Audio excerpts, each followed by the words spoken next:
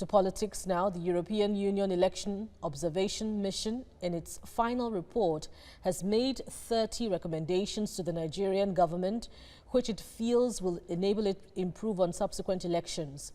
The mission talks tough on the inclusion of women in governance at the report presentation in Abuja.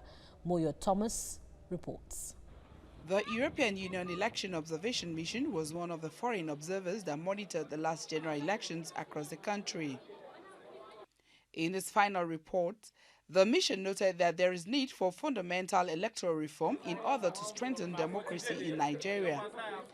One of the areas it points to is inclusion of women in politics. It advises the Nigerian government to introduce legal requirements for political parties to have good representation of women among their candidates. As the lowest rate of women in parliament in Africa. And disappointingly, these elections resulted in another fall in the number of women elected in the country.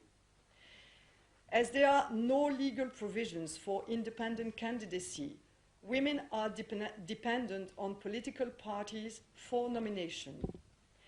Yet parties continue to lack policies and practices to promote women in party leaderships or candidates. We therefore recommend to introduce a legal requirement for political parties to have a minimum representation of women among candidates, and that non-compliance with this requirement be sanctioned with proportional penalties. For many of the observers, the Independent National Electoral Commission did improve considerably in the conduct of elections. The EU Observer Mission also recognizes its efforts, but it points out some operational deficiencies INEC needs to deal with.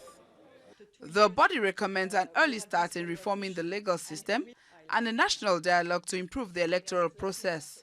But for us, this issue really comes back to some of the recommendations that we've made, including priority recommendations, about the need to have much more robust procedures around the results transmission and around the collation of results, for these to be very clear in advance, agreed with the parties in advance, so everybody knows what is happening and knows what they can expect.